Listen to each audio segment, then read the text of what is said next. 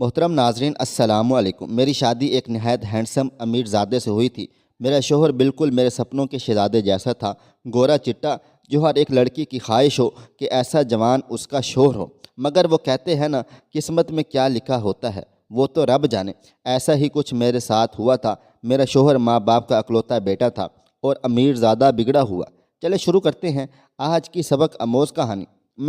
میں روبینہ، ایک حسین و جمیل مگر غریب لڑکی۔ مجھے کوئی بھی ایک بار نظر اٹھا کر دیکھ لیتا تو مڑ کر ضرور دیکھتا تھا۔ میری امی نے ہمیشہ یہی کہا تھا کہ تمہیں کوئی شہزادہ ہی بیانے آئے گا۔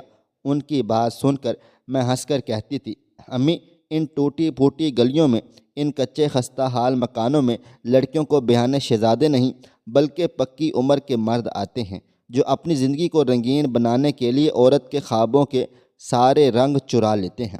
ساری حقیقت جاننے کے باوجود بھی کہیں نہ کہیں کوئی امید تو تھی ہی دل میں۔ تبھی تو چپکے چپکے کسی راج کمار کے سپنے دیکھنے لگ گئی تھی۔ اللہ کی کرنی یہ ہوئی کہ کوئی کے رشتہ والی نذیرہ بوا نہ جانے شہزادہ کہاں سے پکڑ لائیں۔ رشتہ لایا گیا، بات پکی ہوئی اور میں رخصت ہو کر اپنے شوہر کے گھر آ گئی تھی۔ میرا شوہر حسین و جمیل بھی تھا اور امیر بھی۔ انہی دو چیزوں کی میں نے ہمیشہ خواہش کی تھی۔ مجھے معلوم ہی نہیں تھا کہ خوشگوار زندگی گزارنے کے لیے مرد میں ایک تیسری چیز بھی ہونی چاہیے، اعتبار۔ لیکن جب پتہ چلا تب تک بہت دیر ہو چکی تھی۔ میں خوبصورتی کی مہرت دلہن بنی بیٹھی تھی۔ میں نے ہمیشہ اپنے حسن پر بہت زیادہ مان کیا تھا، مگر میں نہیں جانتی تھی کہ یہی حسن میرا امتحان بن جائے گا، آزمائش بن جائے گا۔ میرا شوہر کمرے میں داخل ہوا۔ وہ پورے کمرے کے چکر کاٹتا رہا۔ اس کی وجہ میں سمجھنے سے قاصر تھی۔ پھر وہ میرے پاس آ کر بیٹھ گیا اور بولا، روبینہ، تم تو بہت حسین ہو، خوبصورت ہو۔ اپنے شوہر کی بات سن کر میں مکمل طور پر خوش بھی نہ ہو پائی تھی کہ اس کی اگلی بات سن کر میرے پیروں تلے سے زمین کھسک گئی تھی۔ وہ بولا، تم جانتی ہو مجھے حسین چہروں سے بہت سخت نفرت ہے۔ چلو اٹھو، منہ دھو کر آؤ، یہ میک اپ اتارو اپنے چہرے سے۔ میں باتھ روم میں جا کر بہت روئی تھی، اتنا روئی کہ آنکھیں سوج گئی تھیں۔ جب میں باہر آئی تو میرا شوہر میرا ہی منتظر تھا۔ وہ اٹھ کر میرے پاس آیا، میری تھوڑی ہاتھ میں پکڑ کر چہرہ اٹھایا اور بولا، بہت رو کر آئی ہو تم؟ لگتا ہے پیچھے رہ جانے والے آشنا بہت یاد آ رہے ہیں۔ اس کی بات سن کر میں گنگ ہو گئی تھی۔ میں اپنی صفائی میں کچھ نہ بولی تھی۔ پھر تو یہ معمول ہی بن گیا۔ میرا شوہر سارا دن مجھ میں عیب تلاش کرتا رہتا۔ جب وہ آفس جاتا تو جواد کی خالہ زاد کزن سویرا میرے پیچھے پڑی رہتی تھی۔ جواد نے میرے سجنے سنورنے پر پابندی لگا دی تھی، لیکن مجھے سجنے سنورنے کا بہت شوق تھا۔ جیسے ہی میرا شوہر آفس جاتا تو میں خوب تیار ہوتی۔ میری ساس بھی میرے شوق پر مسکرا دیتی تھی، لیکن سویرا مجھے بڑی عجیب و غریب سی نظروں سے دیکھتی رہتی تھی۔ میں بھی اس کو جلانے کی خاطر خوب شوخ رنگ پہن کر اس کے سامنے آتی تھی۔ ایک دن میں معمول کے مطابق تیار ہو رہی تھی کہ جواد آفس سے جلتی لوٹ آیا۔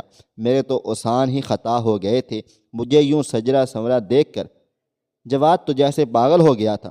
اس نے پورے گھر کی تلاشی لی، کچن، باتھ روم، سٹور روم، یہاں تک کہ چھت بھی دیکھ لی۔ پھر ہمارے بیڈ روم میں گھس کر بیڈ کے نیچے دروازوں کے پیچھے کچھ تلاش کرتے رہے تھے۔ میں نے تنگ آ کر پوچھ لیا کہ کس چیز کو ڈھونڈ رہے ہو؟ وہ چلا کر بولے، تمہارے آشنا کو۔ ان کی بات سن کر میں تو ڈہ ہی گئی تھی۔ مجھے تب سمجھ آئی کہ وہ ایسی بہکی بہکی حرکتیں کیوں کرتے ہیں۔ انہیں تو شک کی بیماری تھی۔ میں نے سویرا کی جانب دیکھا، وہ تو بڑے مزے سے مسکرا رہی تھی۔ میں جان گئی تھی کہ اس سب کے پیچھے سویرا کا ہاتھ لازمی ہے۔ میں نے رو رو کر انہیں اپنی شرافت کا یقین دلایا، مگر وہ میری ایک نہ سنتے تھے۔ وہ اکثر مجھے کہتے تھے کہ تم تو اتنی حسین ہو، خوبصورت ہو، نہ جانے کتنوں کو پیچھے لگایا ہوا ہوگا۔ یعنی میرا حسن ہی میری سزا تھی، میری آزمائش تھی۔ اگر میں ایک عام خوبصورت سی لڑکی ہوتی تو شاید جواد مجھ پر کبھی شک نہ کرتے۔ جواد نے میرے لمبے ناخن کٹوا دیے۔ مجھے صرف 2 رنگ پہننے کی اجازت تھی، سفید اور سیاہ۔ میرے بننے سنورنے سے لے کر ڈھنگ کے کپڑے پہننے اوڑھنے تک پابندی لگ چکی تھی۔ میں چپکے زار و قطار روتی رہتی تھی۔ امی کا گھر، پرانا محلہ، سب بہت یاد آتا تھا، لیکن میں نے بھی قسم کھا رکھی تھی کہ اپنے شوہر کو اپنی بے گناہی کے یقین دلا کر ہی رہوں گی۔ میں نے خود کو جواد کے رنگ میں ڈھال لیا تھا۔ ہماری شادی کے بعد سے اتنے عجیب و غریب سے واقعات رونما ہوئے تھے کہ ہم ایک دوسرے کو سمجھ ہی نہ سکے تھے۔ مجھے جواد کی روٹین کے بارے میں کچھ بھی معلوم نہیں تھا کہ وہ کدھر جاتا ہے، کہاں رہتا ہے، دو دو دن گھر کیوں نہیں آتا اور پھر اچانک سے آ کر مجھ پر حملہ کر دیتا ہے۔ سویرا مجھ سے اتنی نفرت کیوں کرتی ہے، مجھے کچھ بھی تو معلوم نہیں تھا۔ ایک دن جواد کو گھر سے گئے ہوئے تیسرا دن تھا۔ میں ان کے لیے پریشان پھر رہی تھی جب اچانک ان کا ایک دوست ہمارے گھر آ گیا۔ اس نے مجھے دروازے پر ہی بتا دیا تھا کہ جاوید نے آپ کے لیے ایک پیغام بھیجا ہے۔ میں نے اس کو گھر بلا لیا۔ جواد نے مجھے کہا کہ میں اس کا پیغام سن لوں، تب تک وہ چائے بنا دے گی۔ میں نے دل ہی دل میں شکر ادا کیا تھا کہ سویرا کو تو مجھ پر رحم تو آ گیا۔ ہم دونوں صوفے پر بیٹھ گئے تھے۔ دیکھتے ہی دیکھتے جواد کے دوست نے میرا ہاتھ پکڑ لیا اور دست درازی کی کوشش کرنے لگ گیا۔ میں نے سویرا کو مدد کے لیے آوازیں دیں مگر وہ نہ آئی۔ تب ہی ایک مردانہ آواز آئی، روبینہ تم! آج تو میں تمہیں زندہ نہیں چھوڑوں گا۔ جواد کو دیکھ کر میں گھبرا گئی تھی۔ اس کا دوست تو باہر بھاگ گیا لیکن میں جواد کے ہتھے چڑھ گئی تھی۔ اس نے مجھے حیوانوں کی طرح مارنا پیٹنا شروع کر دیا تھا۔ تم میرے دوست کے ساتھ اپنا منہ کالا کر رہی تھی، تمہیں ذرا بھی شرم و حیا نہ آئی؟ آج تو میں تمہیں مار کر ہی چھوڑوں گا۔ جواد نے میرا گلا دبانا شروع کر دیا تھا۔ روبینہ رکو، یہ تم کیا کرنے جا رہے ہو؟ بیرونی دروازے سے داخل ہوتی میری سانس جلدی سے آگے بڑھی تھی۔ اس نے مجھے جواد کے چنگل سے باہر نکالا تھا۔ سویرا بھی آنٹی کے ساتھ باہر سے آئی تھی۔ جواد زور زور سے چیخ چلا رہا تھا کہ امی یہ میرا منہ کالا کر رہی تھی۔ میں نے جھٹ سے سارا ماجرا سنا دیا۔ یہ بھی بتایا میں اور سویرا دونوں گھر میں موجود تھی، میں اکیلی نہیں تھی۔ سویرا تو اچھلی پڑی، تم پاگل تو نہیں ہو؟ میں اور آنٹی تو شاپنگ پر گئی تھی۔ آنٹی نے خاموش رہیں۔ میں نے دہائی دی، یقین دلایا آنٹی سچ بول دیں کہ سویرا آپ کے ساتھ نہیں گئی تھی، مگر آنٹی نے چپ کا روزہ نہ توڑا۔ میں حیران و پریشان کھڑی ان کے مکر و فریب والے چہرے دیکھتی رہی تھی۔ جواد مجھے جان سے مار دینا چاہتا تھا، جبکہ آنٹی نے مجھے مشورہ دیا کہ مارنے کی بجائے روبینہ کو گنجا کر دو، نہ سر پر بال ہوں گے نہ ہی کوئی اس کی جانب متوجہ ہوگا، اس کو دیکھے گا۔ میں چیختی چلاتی رہ گئی مگر سویرا اور آنٹی نے مجھے مضبوطی سے پکڑا ہوا تھا، جبکہ جواد کینچی پکڑے مجھے بے دردی سے گنجا کر رہا تھا۔ میرے بال کاٹ کر وہ مجھے لاؤنج میں پھینک کر اپنے کمرے میں چل دیے تھے۔ وہیں روتے سسکتے نہ جانے کب میری آنکھ لگ گئی، مجھے کچھ خبر نہ ہوئی۔ رات ڈھلے میں ہوش میں آئی۔ میں لٹی بٹی سی اٹھ کر اپنے کمرے کی جانب بڑھ گئی تھی، لیکن کمرے سے سویرا اور جواد کی آتی آوازوں نے میرے قدم تھام لیے تھے۔ جواد، میں تو پہلے دن سے ہی تمہیں کہہ رہی ہوں کہ اس لڑکی کا اعتبار نہ کرنا، وہ لڑکی اچھے کردار کی مالک نہیں ہے۔ مجھے سویرا کی باتوں سے عجیب سی وحشت ہوتی تھی۔ وہ میرا گھر اجاڑنا چاہتی تھی۔ میں خاموشی سے واپس پلٹ آئی۔ مجھے معلوم ہو چکا تھا اس گھر میں میرے خلاف بہت بڑی سازش ہو رہی ہے، مگر کیا؟ میں یہ سب جاننے سے قاصر تھی۔ میرا شوہر، سویرا یا آنٹی، ان تینوں میں سے میرا دشمن کون تھا؟ میں نے ان کے مکروہ چہروں سے نقاب ہٹانے کا فیصلہ کر لیا تھا۔ میں جواد پر کڑی نظر رکھنے لگی تھی، لیکن کوئی سرا میرے ہاتھ ہی نہیں لگتا تھا۔ میں شدید ذہنی الجھن میں مبتلا تھی۔ آئینہ دیکھتی تو ایسا لگتا جیسے میں پاگل خانے سے بھاگی ہوئی ہوں۔ سر منڈا ہوا، چہرے پر جگہ جگہ زخموں کے نشانات۔ میں سارا دن روتی اور اللہ تعالیٰ سے مدد مانگتی رہتی۔ ایک دن آنٹی اور سویرا دونوں شاپنگ پر گئی ہوئی تھیں۔ ان کے جاتے ہی میں ان کے کمرے کی تلاشی لینے کے لیے آگے بڑھی، مگر وہ دونوں کے رومز لاک تھے۔ مجھے شدید مایوسی ہوئی، لیکن میں نے ہمت نہیں ہاری۔ میں اپنے روم میں آ کر ہر چیز کا مختلف زاویے سے جائزہ لینے لگی تھی۔ کپڑوں کی الماریاں تک میں نے خالی کر ڈالی تھیں، تجوریوں کو تالے لگے ہوئے تھے۔ دیوار میں نصب فریمز کو اتار کر دیکھ رہی تھی، جب ایک بہت بڑے سے فریم کے پیچھے سے آنٹی کی تصویر نکلی۔ وہ ان کی جوانی کے دنوں کی تصویر تھی۔ ہاتھ میں ننھا سا بچہ تھامے وہ کسی مرد کے ساتھ جڑ کر کھڑی تھیں، مگر یہ مرد تو جواد کے والد صاحب نہیں تھے۔ لاؤنج میں آنٹی کی تصویر جس مرد کے ساتھ لگی تھی وہ تو کوئی اور ہی تھا۔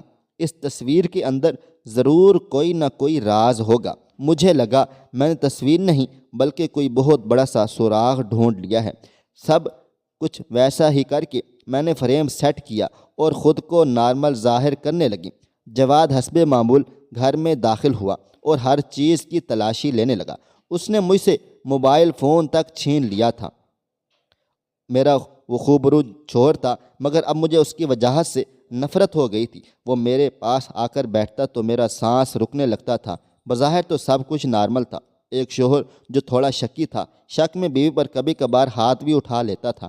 ایک ماں اور اس کی بہن کی بیٹی جو اپنے کام سے کام رکھتی، مگر سب کچھ اتنا بھی نارمل نہیں تھا جتنا نظر آتا تھا۔ پردے کے پیچھے بہت سے راز چھپے ہوئے تھے۔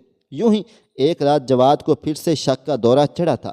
اس نے مجھے مار پیٹ کر کمرے سے باہر نکال دیا۔ میں لاؤنج میں صوفے پر آ کر لیٹ گئی۔ آدھی رات گزری ہوگی جب میں نے سویرا کو اپنے کمرے سے نکل کر جواد کے کمرے کی جانب بڑھتے ہوئے دیکھ لیا تھا۔ اس رات مجھ پر یہ انکشاف ہوا تھا کہ سویرا میری اور جواد کی لڑائی کے بعد اس کے نزدیک ہونے کی کوشش کرتی ہے، لیکن وہ سویرا اسے زیادہ کھل کر بات نہیں کرتا تھا۔ سویرا کے جاتے ہی میں نے بھی دروازے سے چپک کر کھڑی ہو گئی تھی۔ اندر سے جواد اور سویرا کی آوازیں آ رہی تھیں۔ جواد، اس روبینہ کو کب تک ٹھکانے لگاؤ گے؟ طلاق دو، اس کو جان چھڑوا لو اس بد کردار لڑکی سے۔ سویرا، تم نہیں جانتی، میرے لیے یہ سب کچھ کرنا اتنا آسان کام نہیں ہے۔ میں روبینہ کو ایسے تنہا نہیں چھوڑ سکتا، وہ بد کردار ہے، یہ ماننے کو میرا دل نہیں مانتا۔ جواد کا جواب سن کر میری آنکھوں میں نمی اتر آئی تھی۔ بس کرو زندگی اپنی ایک بے وفا لڑکی کے ساتھ، تاکہ تمہارا قصہ پھر سے دہرایا جائے، ایک نئے جواد کو جنم دیا جائے۔ سویرا کا لہجہ زہر میں ڈوبا ہوا تھا۔ مجھے نفرت ہے دنیا کی ہر عورت سے۔ نکل جاؤ میرے کمرے سے، نہیں تو میں کچھ غلط کر بیٹھوں گا۔ جواد کی آواز میں جنون ہی جنون تھا، غصہ ہی غصہ تھا۔ سویرا کمرے سے باہر آئی تو میں دروازے کی اوٹ میں چھپ گئی تھی۔ کمرے سے چیزوں کے ٹوٹنے کی آوازیں آنے لگی تھی۔ میں نے اس وقت کمرے میں جانا مناسب نہیں سمجھا تھا۔ جواد کی جنونی آوازیں مجھے بے چین کر رہی تھیں، بے قرار کر رہی تھیں۔ مجھ سے مزید کھڑا نہیں ہوا گیا۔ میں آنٹی کے کمرے کی جانب بڑھ گئی تھی۔ ان کے کمرے سے بھی آوازیں آ رہی تھیں۔ جی سیٹھ صاحب، جو بویا تھا وہی کاٹ رہی ہوں۔ بس کاٹتے کاٹتے ہاتھ لہو لہان ہو گئے ہیں اور دل چھلنی چھلنی ہو گیا ہے۔ ایک پل بھی سکون کا میسر نہیں ہے۔ جواد کی حالت روز بروز بگڑتی ہی چلی جا رہی ہے۔ سویرا ہی ہے جو اسے سنبھالے ہوئے ہے۔ مجھے تو لگتا ہے اگر سویرا یہاں میرے پاس نہ ہوتی تو اب تک جواد میرے خون سے اپنے ہاتھ رنگ چکا ہوتا۔ آنٹی کی باتیں سن کر میں شدید خوفوں میں مبتلا ہو گئی تھی۔ میں جلدی سے صوفے پر ڈھیسی گئی۔ اگلی صبح حویلی میں عجیب و غریب سی سرگرمیاں ہوتی رہی تھی۔ میں ڈری سہمی ایک ایک چیز کو غور سے پرکھ رہی تھی۔ سارا دن حویلی میں خوف ناچتا رہا تھا۔ شام ڈھلی تو میں تیسری منزل کی چھت پر چلی گئی تھی۔ یہاں میں بھی پہلے بھی کئی بار آئی ہوئی تھی، لیکن آج مختلف زاویے سے ہر چیز کا جائزہ لے رہی تھی۔ تبھی کسی کے چیخنے چلانے کی آوازیں آنے لگی۔ وہ آوازیں میں نیچے لاؤنج سے آ رہی تھیں۔ وہ جواد ہی تھا۔ چلو شکر میں ادھر تھی، ورنہ آج میری پھر درگت بنتی۔ اب تو آنٹی کے بھی چیخنے چلانے کی آوازیں آنے لگ گئی تھی۔ میں جلدی سے نیچے آئی، لیکن اب سب کچھ نارمل ہو چکا تھا۔ میں روم میں آ کر بیٹھ گئی تھی۔ مجھے شدید رونا آ رہا تھا، لیکن جواد کی موجودگی میں رو نہ سکی تھی۔ وہ بڑے مزے سے ٹی وی دیکھ رہا تھا۔ جواد کا موبائل فون بجا۔ وہ کال پر کسی کے ساتھ بات کر رہا تھا۔ جواد بڑا سا پریشان ہو کر باہر کی جانب بھاگا۔ میں نے کھڑکی سے اسے گاڑی میں بیٹھ کر گھر سے جاتے ہوئے دیکھا تھا۔ میں نے جلدی سے الماری کھولی۔ سیف لاکڈ نہیں تھا۔ سب سے پہلے جس چیز پر میری نظر پڑی وہ جواد کا شناختی کارڈ تھا۔ مگر یہ کیا؟ شناختی کارڈ جواد کا تھا، شکل بھی اسی کی تھی، مگر وہاں درج نام احمد دین تھا۔ یعنی جواد نے اپنا اصلی نام بھی سب سے چھپا کر رکھا ہوا تھا۔ وہ ایسا کیوں کر رہا تھا یہ میں نہیں جانتی تھی۔ جواد کا سیف پیسوں سے بھرا پڑا تھا، اس کے علاوہ مجھے اور کوئی سراغ نہ ملا۔ اتنا تو میں جان گئی کہ جواد، سویرا اور آنٹی فرار ہیں، لیکن ان کی حقیقت مجھ سے اب تک چھپی ہوئی تھی۔ ان سب کے سامنے میں لاچار مسکین سی روبینہ تھی، جس سے ان کو کوئی خطرہ بھی نہیں تھا، مگر وہ نہیں جانتے تھے کہ اصل خطرہ ہی میں ہوں۔ میں نے ان کو بے نقاب کرنے کا، ہر حد سے گزرنے کا فیصلہ کر لیا تھا۔ مجھے اپنی جان کی کوئی پرواہ نہ تھی۔ رات جب شیف کھانا بنا کر چلا گیا تو میں نے کھانے میں نیند کی گولیاں ڈال دی۔ ایسا کرتے ہوئے میرے ہاتھ بری طرح سے کانپ رہے تھے، لیکن میں کر گزری تھی۔ ان تینوں نے رات کا کھانا بڑے شوق سے کھایا تھا۔ کچھ دیر بیٹھے وہ راز و نیاز کرتے رہے، پھر اٹھ کر اپنے اپنے کمروں میں سونے کے لیے چلے گئے تھے۔ میں نے آدھا گھنٹہ انتظار کیا تاکہ وہ مکمل طور پر بے ہوش ہو جائیں۔ ایک ایک لمحہ بڑی مشکل سے گزر رہا تھا۔ گھڑی پر آدھا گھنٹہ جیسے ہی گزرا، میں نے سب سے پہلے سویرا کے کمرے کی جانب بڑھی۔ وہ بے سدھ سو رہی تھی۔ میں نے اس کے کمرے کا جائزہ لینا شروع کر دیا تھا۔ ایک ایک چیز الٹ پھلٹ کر دیکھ رہی تھی۔ ایسا کرتے ہوئے میرے ہاتھ زور زور سے کانپ رہے تھے۔ میں نے سویرا کی الماری کھولی، کپڑے بکھرے پڑے تھے۔ میں نے سیف کھولا، سیف الماری میں میری تصویریں بھی تھیں۔ میں وہ تصاویر دیکھ کر حیران و پریشان رہ گئی تھی۔ ایک تصویر میں میرے ساتھ ایک لڑکا کھڑا تھا، وہ لڑکا جو میں نے کبھی زندگی میں دیکھا ہی نہیں تھا۔ کبھی میں اس کو آئس کریم کھلا رہی تھی تو کبھی ڈنر کروا رہی ہوں۔ شاپنگ کرتے ہوئے میرے ساتھ وہ لباس بھی پسند کر رہا تھا۔ میں تو لرز کر ہی رہ گئی تھی، یہ میں ہی تھی مگر وہ لڑکا؟ بے بسی تھی۔ آنکھوں میں ابھرنے والے آنسو پی کر میں اپنے منصوبے میں لگ چکی تھی۔ پھر اس لڑکے کے علاوہ اور بھی بہت سے لڑکوں کے ساتھ میری تصاویر سویرا کے سیف میں پڑی ہوئی تھیں، مگر کیوں؟ یہ اب مجھ بھی پر افشا نہیں ہو سکا تھا۔ سویرا کے کمرے کی چیزیں سیٹ کر کے میں آنٹی کے کمرے میں داخل ہو چکی تھی۔ آنٹی کے سیف سے بہت سی عجیب و غریب سی معلومات ملی تھیں۔ ایک ڈائری تھی جس پر بچے کی لکھائی میں لکھا گیا تھا، مجھے اپنی ماں سے سخت نفرت ہے۔ دوسرے صفحے پر لکھا گیا تھا، مجھے میرے بابا بہت یاد آتے ہیں، نئے ڈیڈ بہت برے ہیں۔ آگے آگے راز کھل رہے تھے۔ مجھے عورتوں سے سخت نفرت ہے، عورتیں بے وفا ہوتی ہیں۔ میری ماں نے میرے بابا جان کو چیٹ کیا ہے، دھوکہ دیا ہے۔ سب کچھ صاف صاف درج تھا۔ ابھی میں ڈائری سے اور بھی معلومات سمیٹ رہی تھی جب اچانک کسی نے پیچھے سے میرا کندھا ہلایا تھا۔ میری ریڑھ کی ہڈی میں سنسنی دوڑ گئی تھی۔ مجھ میں اتنی ہمت نہیں تھی کہ پیچھے دیکھ سکوں۔ میں پتھر کا بت بن کر بیٹھی رہی تھی۔ دو ہاتھ آگے بڑھے، وہ زمین پر بکھرے ہوئے کاغذات کو جلدی جلدی سمیٹنے لگے۔ وہ ہاتھ کسی اور کے نہیں بلکہ جواد کے تھے۔ ان کاغذات کو سیف الماری میں لگ کر وہ مجھے بازو سے کھینچتا ہوا باہر لے گیا۔ روم کا دروازہ بند کر کے اس نے پھر سے میرا ہاتھ پکڑا اور مجھے اپنے کمرے میں لے گیا تھا۔ میری حالت بلی کے شکنجے میں پھنسے ہوئے کبوتر کی سی تھی۔ وہ میری حالت سے محظوظ ہو رہا تھا۔ روبینہ، میں بریانی شوق سے نہیں کھاتا۔ لگتا ہے تم نے ساری نیند کی گولیاں بریانی میں ڈال دی تھیں، ایک دو گولیاں قیمے میں ڈال دیتی نا۔ وہ کہہ کے مار کر کہہ رہا تھا، میں تو کب سے تمہارا انتظار کر رہا تھا کہ تم کمرے میں آؤ، میں تم سے کچھ کہوں، کچھ سنوں، مگر تم تو آج انوکھا کام ہی کر گئی۔ تمہیں یہ سب نہیں کرنا چاہیے تھا۔ وہ عجیب عجیب بہکی بہکی باتیں کرتا ہوا چلا جا رہا تھا۔ میں شدید گھبرائی ہوئی تھی۔ اس نے مجھے ایک کرسی پر رسی کے ساتھ باندھ دیا تھا اور خود سونے کے لیے چلا گیا تھا۔ مجھے یقین ہے تم یہ رسیاں کھول نہیں پاؤ گی، تم مجھے چھوڑ کر نہیں بھاگو گی۔ میرے سر میں درد ہے، مجھے سونا ہے۔ اس کی بات سن کر میں ساری رات روتی رہی، اللہ تعالیٰ سے مدد کی فریادیں کرتی رہی۔ مجھے نہیں معلوم تھا کہ کل کیا ہوگا۔ دعا کرتے کرتے نہ جانے کب میری آنکھ لگ گئی تھی۔ آنکھ تب کھلی جب مجھ پر کسی نے ٹھنڈا ٹھنڈا پانی اڈیلا تھا۔ میرے سامنے سویرا بھری شیرنی بن کر کھڑی تھی۔ تمہاری ہمت کیسے ہوئی مجھے نیند کی گولیاں دینے کی؟ وہ میرے منہ پر تھپڑ مار کر چلاتی رہی۔ پھر جب وہ سائڈ پر ہوئی تو آنٹی آگے بڑھیں، جی بیٹے، کیا کیا معلومات حاصل کر لی آپ نے؟ وہ اپنے فریبی لہجے میں بولی، وہی جو تم سب کی حقیقت ہے، تم سب میرے دشمن ہو، دھوکے باز ہو۔ میں چیخ چلا رہی تھی، آرام سے، زیادہ چیخو نہیں، چلاؤ نہیں، کرسی پر بندی بیٹھی ہوئی ہو، کچھ تو ترس کھاؤ خود پر۔ آنٹی بولتی چلی جا رہی تھی، دیکھو اس ڈائری سے تمہیں کتنا کہ سچ معلوم ہو گیا ہوگا۔ میں تمہیں سب تفصیل سے بتاتی ہوں، غور سے سننا، لیکن پہلے اس کے ہاتھ کھولو، اسے آزاد کرو۔ انہوں نے جواد کی طرف اشارہ کیا تھا۔ جواد نے میرے ہاتھوں سے رسیاں کھول دی تھیں۔ آنٹی آگے چلنے لگیں اور انہوں نے مجھے اپنے پیچھے آنے کا اشارہ کیا۔ میں بھی ان کے پیچھے چلتے ہوئے ان کے بیڈ روم میں داخل ہو چکی تھی۔ صوفے پر بیٹھ کر انہوں نے مجھے بھی بیٹھنے کا اشارہ کیا تھا۔ میں بیٹھ گئی تھی۔ وہ بلا تمہید شروع ہو چکی تھی۔ روبینہ بیٹے، مجھے معلوم ہے تم مجھ سے سخت نفرت کرتی ہو، تمہیں لگتا ہے میں چاہتی ہوں کہ جواد تمہیں مارے پیٹے، مگر ایسا نہیں ہے، مجھے تم بہت زیادہ عزیز ہو، بالکل اپنے بچوں جیسی لگتی ہو۔ وہ بولتی چلی جا رہی تھی اور میں خاموشی سے سنتی ہی رہی تھی۔ جواد کو عورتوں سے سخت نفرت اپنی ماں کی وجہ سے ہوئی ہے، یعنی کہ میری وجہ سے۔ میں نے جواد کے باپ کو دھوکہ دیا تھا۔ میں ان کی بات سن کر حیران و پریشان رہ گئی تھی۔ میری اور اکرام یعنی جواد کے باپ کی محبت کی شادی تھی۔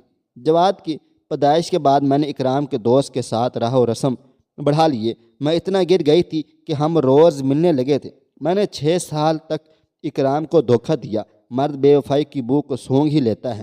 اکرام کو بھی مجھ پر شک ہو گیا تھا، مگر کوئی سرا اس کے ہاتھ نہیں لگ رہا تھا۔ 6 سال کی بے وفائی کے بعد میں تھک گئی تھی۔ میں نے جواد کی انگلی تھامی اور اسے لے کر گھر سے بھاگ کر سیدھا اس کے دوست کے گھر آ گئی تھی۔ میں یہاں سال بھر رہی، پھر ایک دن ہمت کر کے خلا کا نوٹس اکرام کو بھیج دیے تھے۔ 3 دن کے بعد طلاق کے کاغذات کے ساتھ ایک خط بھی آیا تھا۔ اس پر لکھا ہوا تھا کہ میں تمہیں کبھی بھی طلاق نہ دیتا، مگر تم یہ جو حرام اور گناہ کی زندگی گزار رہی ہو یہ مجھے گوارا نہیں، برداشت نہیں۔ اب جس کے ساتھ بھاگی ہو شادی بھی کر لینا۔ میں نے عدت پوری کی اور شادی کر لی۔ نہ جانے وہ خط کیسے جواد کے ہاتھوں لگ گیا تھا۔ اس نے وہ خط پڑھ لیا۔ باپ کے الفاظ اس کے ذہن میں پیوست ہو کر رہ گئے تھے۔ وہ مجھے اکثر کہتا تھا کہ آپ گناہ کی زندگی گزار رہی ہیں، آپ نے میرے بابا جان کو دھوکہ دیا ہے۔ جیسے جیسے وہ بڑا ہوتا گیا اس کا جنون بڑھتا چلا گیا۔ وہ میری شکل بھی دیکھنا نہیں چاہتا تھا۔ ڈاکٹر صاحب نے بتایا تھا یہ کسی کی بھی جان لے سکتا ہے، اس لیے میں نے اس کے ستیلے باپ یعنی سیٹھ صاحب کو لندن بھیج دیا تھا۔ جواد کا اصلی نام تو احمد دین تھا، مگر اس نے اپنا نام بھی بدل لیا۔ کہنے لگا اس نام سے تو میرا باپ پکارتا ہے۔ مت پکارو، آنٹی بتائی چلی جا رہی تھی اور میں روتی جا رہی تھی۔ میرے بھی خاموش آنسو بہہ رہے تھے۔ اس کی بگڑتی حالت کے پیش نظر میں سویرا کو یہاں پر لے آئی۔ سویرا اور جواد کی خوب دوستی ہے، اگر سویرا نہ ہوتی تو میں اب تک زندہ نہ ہوتی۔ اور یہاں تک بات ہے کہ تمہارا سر منڈوانے کی، وہ میں نے تمہاری جان بچانے کے لیے یہ سب کچھ کیا تھا، نہیں تو جواد تمہیں جان سے مار دیتا۔ میں جانتی ہوں اپنے جواد کو۔ آنٹی خاموش ہوئیں تو میں بولی، اور وہ جو میری نکلی تصاویر بنائی گئی ہیں اس طرح طرح کے لڑکوں کے ساتھ، وہ آنٹی میری بات سن کر حیران و پریشان رہ گئی۔ کون سی تصاویر؟ وہی جو سویرا کے سیف الماری میں پڑی ہیں۔ میں نے غصے سے کہا ایسی تو کوئی تصاویر ہے ہی نہیں۔ مجھے معلوم ہو چکا تھا کہ یہ سویرا کی ہی چال ہے۔ آنٹی نے سویرا کو بلا کر پوچھا تو وہ صاف مکر گئی تھی۔ سب کچھ واضح ہو چکا تھا کہ یہ سب کچھ کیا دھرا سویرا کا تھا، لیکن آنٹی کی آنکھوں پر اس کی محبت کی پٹی بندھی ہوئی تھی۔ جہاں تک تمہاری بات ہے روبینہ، تو تمہاری شادی اس لیے جواد سے کی گئی تھی کیونکہ تم بہت معصوم اور حسین ہو، خوبصورت ہو۔ مجھے لگا تھا جواد تمہیں پا کر خوش ہو جائے گا، مگر حالات مزید بگڑتے چلے گئے تھے۔ پتہ نہیں ایسا کیوں ہوا۔ آنٹی سب کچھ بتا کر صوفے سے اٹھ کر باہر نکل گئی تھی۔ مجھے جواد پر بڑا پیار آ رہا تھا، وہ تو اس سب میں بے قصور تھا۔ اب سب کچھ میری آنکھوں کے سامنے تھا۔ بس یہ سب میں جواد اور آنٹی کو دیکھنا چاہتی تھی۔ سارا دن بس اپنے اپنے کمروں میں خاموش بیٹھے رہتے تھے۔ میں لان میں بیٹھی رہی۔ رات سب کھانا کھا کر اپنے کمروں میں چل دیے تھے۔ میں صوفے پر لیٹ گئی تھی۔ مجھے یقین تھا کہ آج سویرا پھر جوید کے پاس جواد جائے گی، لیکن وہ نہیں گئی۔ یوں ہی 3 راتیں میں نے لاؤنج کے صوفے پر گزار دی تھی۔ ہر آخر کار چوتھی رات میں نے سویرا کو جواد کے کمرے کی جانب جاتے ہوئے دیکھا۔ میں خاموشی سے اٹھی اور آنٹی کے کمرے کی جانب بڑھ گئی۔ آنٹی کو میں نے اپنے ساتھ چلنے کو کہا۔ وہ حیران سی پریشان سی میرے ساتھ چل پڑی تھی۔ میں نے انہیں خاموش رہنے کو کہا تھا۔ میں انہیں اپنے بیڈ روم کے پاس لے کر چلی گئی تھی۔ میں نہیں جانتی تھی کہ سویرا آنٹی کے خلاف آج کچھ بولے گی یا نہیں۔ سویرا جواد کے ساتھ محو گفتگو تھی۔ جواد، میری بات کا یقین کرو، خالہ نے اپنی جیسی ہی بد کردار لڑکی تمہارے لیے چنی ہے، منتخب کی ہے، تاکہ تم ساری زندگی اس کا دھیان کرتے کرتے گزار دو اور وہ اپنے شوہر کے ساتھ پاس جا کر ہنسی خوشی زندگی بسر کرنے لگے۔ وہ میری خالہ ہیں، میں اچھی طرح ان کی نیت کو جانتی ہوں۔ تم اسے طلاق دے کر مجھ سے شادی کر لو، ہم دونوں مل کر خالہ سے تمہارا بدلہ لیں گے، اور وہ جو تصاویر میں تمہیں اکثر لا کر دکھاتی رہتی ہوں، کیا یہ ثبوت کم ہے؟ میں نے آنٹی کی طرف دیکھا تھا، وہ زارو قطار رو رہی تھیں۔ مجھے نہیں معلوم تھا کہ ڈائن تو سویرا ہے۔ ہم دونوں کچھ بھی کہے بغیر پلٹ گئے۔ صبح جیسے ہی جواد آفس گئے، آنٹی نے سویرا کو اپنے پاس بلا لیا۔ وہ ہمیشہ کی طرح آنٹی سے چپک رہی تھی، خالہ خالہ کر رہی تھی۔ آنٹی نے اس کے منہ پر زوردار تمانچہ مارا۔ وہ حیران تھی، پریشان تھی۔ آنٹی نے بس اتنا ہی کہا کہ وہ سب کچھ سن چکی ہے، جان چکی ہے۔ اس کے بعد انہوں نے سویرا کو دھکے دے کر گھر سے باہر نکال دیا تھا۔ جواد کو بھی آنٹی نے سویرا کی ساری اصلیت بتا دی تھی۔ یہ بھی بتا دیا کہ وہ تصاویر نکلی ہیں، کیونکہ میں تو ایک غریب گھرانے سے تعلق رکھتی تھی، میں کہاں اتنے مہنگے مہنگے ہوٹلوں میں گھومتی پھرتی۔ جواد نے دل سے اعتراف کیا کہ انہیں میری پاک دامنی پر پورا یقین ہے۔ یہ ان کا نفسیاتی مسئلہ ہی ہے جس کی وجہ سے وہ میرے ساتھ برا سلوک کرتے رہے تھے۔ ایک تو بچپن کا غم، پھر 4 سال سے سویرا جیسی دوست کا ساتھ ان کے مسائل کو اور بھی بڑھا گیا تھا۔ ہم نے نفسیاتی ڈاکٹر سے ان کا علاج کروانے کا سوچا۔ اب میری شادی کو 2 سال ہو چکے ہیں۔ جواد نہایت اچھے اور خیال رکھنے والے شوہر ثابت ہو رہے ہیں۔ میری زندگی جنت بنتی جا رہی ہے۔ اب میں کبھی کبھار جواد کو شک کا دورہ پڑ جاتا ہے، لیکن پھر بعد میں وہ مجھ سے معافی مانگ لیتے ہیں۔ ان کا علاج چل رہا ہے، امید ہے ایک نہ ایک دن سب کچھ بہتر ہو جائے گا۔ اب یہی میاں بیوی کا رشتہ کتنا انمول ہے، کتنا قیمتی ہے۔ آئیں ایک اور تحریر پڑھتے ہیں اور سنتے ہیں۔ کہا جاتا ہے کہ عورت مرد کی پسلی سے پیدا ہوئی ہے۔ قرآن پاک میں ایسا کوئی ذکر نہیں آیا۔ قرآن مجید میں اللہ تعالیٰ فرماتا ہے، اس نے انسان کو مٹی سے تخلیق فرمایا ہے، پھر جوڑے بنائے اور جوڑوں سے انسان کی پیدائش کی۔ عورت کا مرد کی پسلی سے پیدائش کے متعلق علماء محدثین کے نزدیک یہ ایک حدیث ہے، مگر حدیث متفق عالیہ نہیں، یعنی اس روایت میں علماء نے اختلاف رائے پایا جاتا ہے۔ ہاں، اگر مان لیا جائے کہ عورت مرد کی پسلی یعنی پہلو سے پیدا ہوئی ہے، تو پھر عورت کو پہلو سے کیوں نہیں لگا کر رکھا جاتا؟ پھر جوڑوں میں نفرتیں، جھگڑے، طلاقیں کیوں ہو جاتی ہیں؟ بچہ عورت کی کوکھ سے جنم لیتا ہے تو ماں بچے کے لیے جان تک وار دیتی ہے، مگر مرد پہلو سے جنم لینے والی عورت سے وہ محبت اور عشق کیوں نہیں کر پاتا؟ در حقیقت مرد عورت آدم ہوا 2 الگ الگ انسان تھے اور جوڑے کی صورت میں ہی زمین پر اتارے گئے تھے۔ میاں بیوی 2 الگ الگ فطرت، مزاج اور سوچ کے لوگ ہوتے ہیں، فقط عزت، احترام، محبت، ہمدردی انہیں اکٹھا رکھ سکتے ہیں۔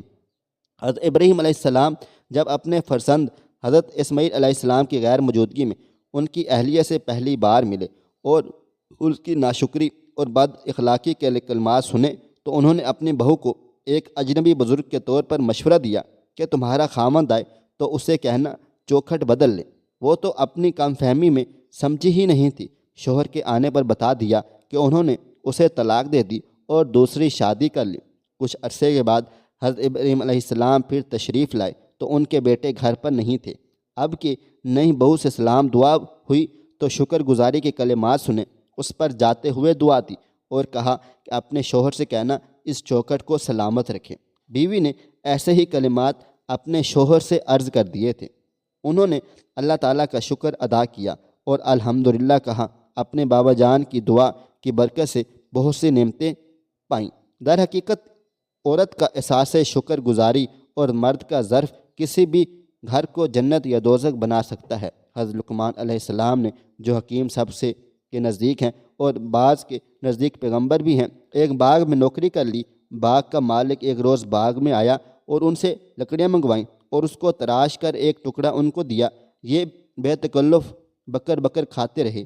انہوں نے یہ دیکھ لیا کہ یہ بڑے مزے سے کھا رہے ہیں تو یہ سمجھا کہ یہ لکڑی نہایت لذیذ ہے، مزیدار ہے، ایک کاش اپنے منہ میں بھی رکھ لی تو وہ کڑوی تھی، زہریلی تھی۔ فوراً تھوک دی اور بہت منہ بنا لیا۔ پھر کہا، اے لقمان، تم تو اس لکڑی کو بڑے مزے سے کھا رہے ہو، یہ تو کڑوی ہے، زہریلی ہے۔ کہا، جی ہاں کڑوی تو ہے، پھر تم نے کیوں نہیں کہا کہ یہ کڑوی ہے؟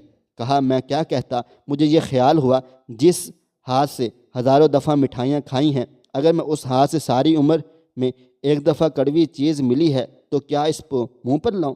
یہ ایسا اصول ہے کہ اگر اس کو میاں بیوی دونوں یاد رکھیں تو کبھی لڑائی جھگڑا نہ ہو اور کوئی مزگی پیش نہ آئے۔ بیوی یاد کرے کہ میاں نے ہزاروں طرح کے ناز میرے لیے اٹھائے ہیں، ایک دفعہ سختی کی تو کچھ بات نہیں، اور خامد خیال کرے کہ بیوی ہزاروں قسم کی خدمتیں میری کرتی ہے، ایک دفعہ خلاف تب بھی صحیح۔ اگر کوئی شخص ازدواجی زندگی کو یہ سمجھتا ہے کہ یہ رومانوی اور پھولوں بھری خواہشوں سے، خوابوں سے معمور ہوتی ہے اور بس، وہ تو ناقابل وجود چیز کو دنیاوی زندگی میں تلاش کرتا رہا ہے، جبکہ اس دنیاوی زندگی کی طبیعت اور مزاج میں مشکلات، مشقتیں اور تکلیفیں کی جا چکی ہیں۔ میاں بیوی میں محبت واجب نہیں، اور نہ ہی نکاح نامے میں محبت کی شک اور شرط موجود ہے، مگر ایک دوسرے کی عزت، احترام، خیال، اطاعت، سمجھوتا، حیا اس تعلق کو مضبوط بنا کر رکھ دیتا ہے۔ خاوند اور بیوی کے مابین محبت ایک فطری اور طبی معاملہ ہے، تو ایسے معاملات میں یہ نہیں کہا جاتا کہ یہ شریعت میں واجب ہے یا شریعت نے اس چیز کا حکم دیا ہے، بلکہ اس کی فطری اور طبی کیفیت پر ہی اکتفا کر لیا جاتا ہے۔ سیدنا عمر بن خطاب رضی اللہ تعالیٰ عنہ نے ایک شخص کو فرمایا، تو جو اپنی بیوی کو طلاق دینا چاہتا تھا، تم نے اسے طلاق کیوں دینا چاہتے ہو؟ اس نے کہا، مجھے اس سے محبت نہیں۔ عمر رضی اللہ تعالیٰ عنہ نے اس سے کہا، تو کیا ہر گھر کی بنیاد محبت پر ہی ہوتی ہے؟ باہمی شفقت اور حیا بھی کوئی چیز ہوتی ہے؟